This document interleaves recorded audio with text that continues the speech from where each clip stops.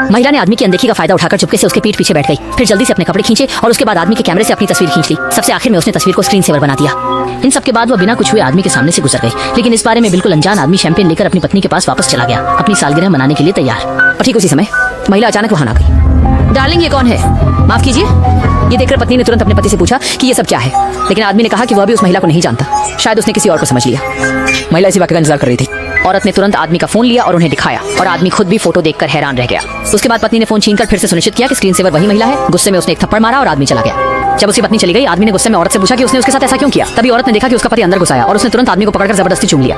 दार्शनिक आदमी ने तुरंत आगे बढ़कर उन्हें अलग किया और गुस्से में आदमी से पूछा कि वह उसकी पत्नी को क्यों चूम रहा है, लेकिन आदमी के समझाने से पहले महिला तुरंत दौड़ी आई और कहा कि वह और आदमी 6 महीने से साथ हैं। ये कहते हुए उसने आदमी का मोबाइल फोन स्क्रीन सेवर दिखाया और पास में खड़ा आदमी जल्दी से समझाता है कि वह महिला को नहीं पहचानता। लेकिन जब ने यह सुना तो गुस्से में महिला को खींच लिया और पूछा कि इस स्क्रीन सेवर की क्या व्याख्या है। तभी आदमी ने ध्यान दिया कि तस्वीर में महिला के शरीर पर चोट के निशान है और दोनों महिलाएं के गर्दन और हाथों पर पिटाई के निशान है, जिससे उसे कुछ गड़बड़ का एहसास हुआ।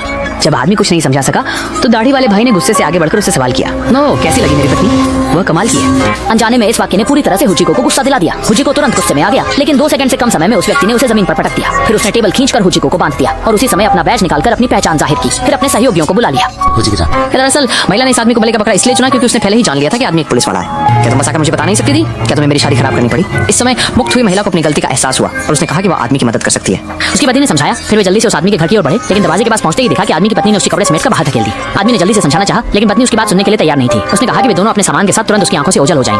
ऐसे में महिला आगे बढ़कर आदमी की पत्नी से माफी मांगती है, अभी की पूरी घटना समझाती है और बताती है कि वह 5 साल से पति द्वारा घरेलू हिंसा का शिकार हो रही थी और ये उसके पति ने ही उसे बचाया। कहकर डर था कि महिला विश्वास नहीं करेगी, उसने कपड़े खींचकर अपने पूरे शरीर पर चोटों को दिखाए। सच्चाई जानने के बाद महिला को यह एहसास हुआ कि उसने एक अच्छे पति से शादी की है, गलतफहमी दूर हो गई और पति पत्नी आखिरकार फिर से साथ आ गए।